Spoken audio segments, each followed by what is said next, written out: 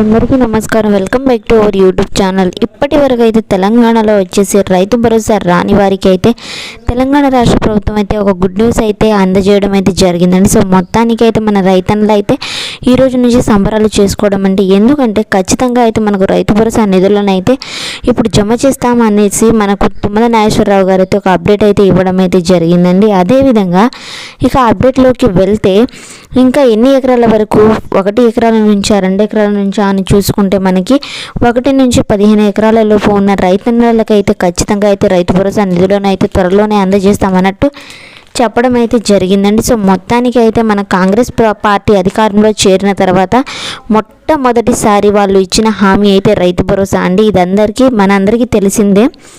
అదేవిధంగా మనం ఒకటి చూసుకుంటే తెలంగాణ రాష్ట్రంలో 3.457 కోట్లు మాత్రమే అయితే జమ అయినాయండి. మిగిలిన 5,000 కోట్లు మాత్రం ఇంకా జమ కాలేదనేసి మన రైతన్నలు అయితే చాలామంది రైతన్నలు అయితే ఎదురు చూస్తున్నారండి. ఇక మనకు ఈ ఫిబ్రవరి నెలలో వచ్చేసి ఈ రోజునైతే ఖచ్చితంగా అయితే నిధులను అయితే జమ చేస్తాం త్వరలోనే అన్నట్టు మన సీఎం రేవంత్ రెడ్డి గారితో ఒక అప్డేట్ అయితే ఇవ్వడం అయితే జరిగిందండి. సో మొత్తానికి మరి మిగిలిన రైతులలో 8 ఎకరాలు వారు ఉన్నారు, అలాగే 9 ఎకరాల వారు ఉన్నారు, 20 ఎకరాల వారు కూడా ఉన్నారు. వారికి ఎప్పుడెప్పుడు వస్తుందనేసి చాలామంది రైతన్నలు అయితే ఎదురు చూడడం అయితే జరుగుతుందండి. సో మొత్తానికి వాస్తవంగా చెప్పాలంటే మనకైతే రైతు భరోసా నిధులను అయితే త్వరలో జమ చేస్తామంటున్నారు, కానీ వారు కరెక్ట్గా అయితే అప్డేట్ అయితే ఇవ్వలేకపోతున్నారండి. వారు డేట్ ప్రకారం అయితే మనకు చెప్పలేకపోతున్నారు. అదేవిధంగా ఈ మున్సిపల్ ఎలక్షన్లు ఏదైతే మొదలయ్యాయో అవి అయిన తర్వాత ముగించిన తర్వాత ఖచ్చితంగా అయితే రైతు భరోసా నిధులను అయితే త్వరలోనే అందజేస్తామన్నట్టు మన వ్యవసాయ శాఖ మంత్రి గారు తుమ్మల నాగేశ్వరరావు గారు అలాగే మన సీఎం రేవంత్ రెడ్డి గారు అయితే చెప్పడం అయితే జరిగిందండి. సో మొత్తానికి మీరు ఎలాంటి బాధలు పడాల్సిన అవసరం అయితే లేదండి.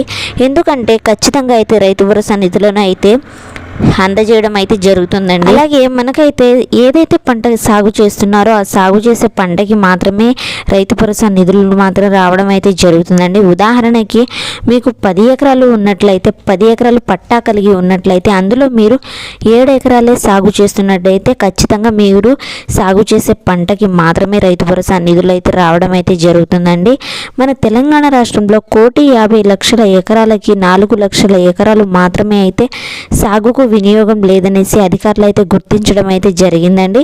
సో దశల వారీగా మనం చూసుకుంటే లక్షల మంది రైతుల ఖాతాలో అయితే 4,557 కోట్లు జమ అవ్వడం అయితే జరిగిందండి. అదేవిధంగా మరో 13 లక్షల మందికి 4,000 కోట్ల మేరకు పెండింగ్ అయితే ఉండడం అయితే జరిగింది. సో మొత్తానికి అయితే రైతు భరోసా నిధులను అయితే త్వరలోనే జమ చేస్తామన్నట్టు మన సీఎం రేవంత్ రెడ్డి గారితో చెప్పడం అయితే జరిగిందండి.